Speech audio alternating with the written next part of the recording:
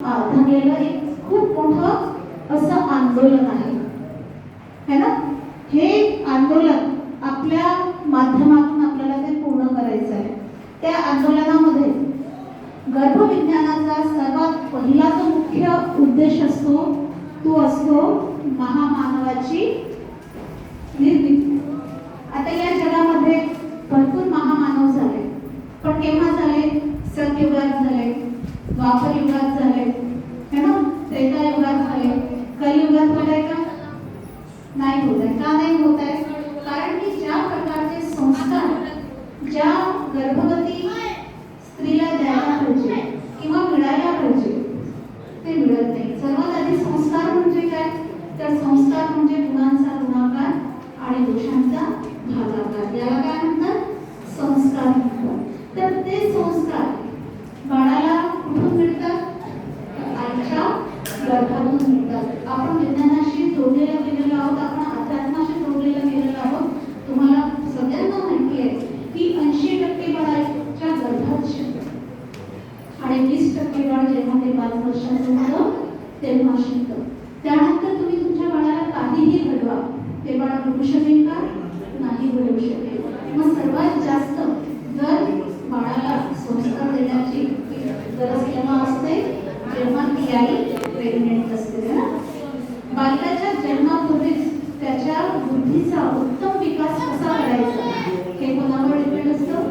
त्या आईवर डिपेंड असतं. त्यामध्ये बाळाचं स्थूल शरीर, बाळाचं सूक्ष्म आणि आध्यात्मिक विकास कशा प्रकारे व्हावा याच्यावर आपण स्वतः पहिली स्टडी करायची. त्यानंतर आईला जाऊन समजावून सांगायचं. आरोग्यपूर्ण समाज, त्यामध्ये शारीरिकदृष्ट्या सदृष्ट आणि भावनिकदृष्ट्या सक्षम अशी पिढी आपल्याला तयार करायची आहे. आपणच करू शकतो, दुसरं कोणी करू शकत नाही. कारण की आपण गर्भवती व येणाऱ्या पिढीच्या आतमधला दुवा आहोत. आता हा पंखा चढतोय आणि बटन आहे ना, बटन लावला आणि पंखा सुरू झाला असं होईल का? नाही होईल. जोपर्यंत त्या तिथून तिथपर्यंत तार किंवा वायर येणार नाही तोपर्यंत त्याला इलेक्ट्रिसिटी पोहोचेल का? नाही पोहोचू शकत. तीच मधातली जी इलेक्ट्रिसिटीचं काम करतो तो कोण करतं?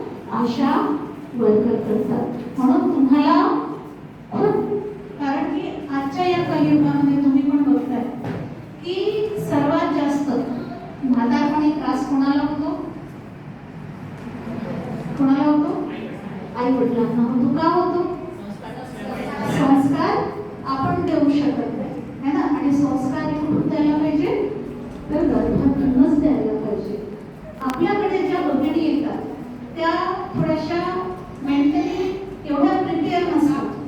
घरच्या वातावरणात म्हणा किंवा आर्थिक त्यांना ट्रेस असतो, तर आपण त्यांना किती चांगलं पॉझिटिव्हिटी वातावरण आपण देऊ शकतो आपल्या वाणीतनं, आपल्या आचरणातनं, किंवा एक विश्वास की बाळा तू घाबरू नको, मी आहे तुझ्या मागे. हा एक जो भाव असतो तो कोणी द्यायला पाहिजे? तर आशा वर्कर्सने द्यायला पाहिजे. तुम्हाला माहिती असेल की माणसाचे जीन्स हे बदलत नाही, पण ज्या स्त्रिया असतात किंवा ज्या गर्भवती गृहिणी असतात त्या आईच्या आहार विहार आचरण व्यवहारावर त्या आईचे जीन्स हे वर खाली होत राहतात. ज्या पद्धतीचा ती आहार घेते, ज्या पद्धतीचं तिचं विचार असतं, ज्या पद्धतीचं तिचं चिंतन असतं. कारण की आताच दिदीने सांगितलं की समोरचा जसा विचार करतो तोच विचार बाळाच्या डोक्यामध्ये जातो आणि त्यानंतर बाळ जन्माला आल्यानंतर त्याच पद्धतीने तो त्याची जीवनचर्या जगतो. आई आनंदी असेल तर बाळ आनंदी असतं, आई दुःखी असेल तर बाळ दुःखी असतं. आम्ही प्रोजेक्टरवर दाखवतो, आज वेळ थोडासा आपल्याकडे कमी आहे, नाहीतर आम्ही प्रोजेक्टरवर दाखवतो की गर्भाच्या आतमध्ये अजून बाळाचा जन्म झाला नाही, पण गर्भाच्या आतमध्ये जर आई खूप आनंदी आहे ना तर बाळ गर्भामध्ये डान्स करतो. आम्ही प्रोजेक्टरवर दाखवतो किंवा तुम्ही पण बघितलं असेल. आई खूप दुःखी आहे तर बाळ सुद्धा गर्भाच्या आतमध्ये रडतं. आपण म्हणतो ना, बघा किती हसरं बाळ आहे, बघा किती रडकं बाळ आहे. का? कारण की त्या महिन्यामध्ये त्या स्त्रीची अवस्था ती तशी असते. त्यामुळे आई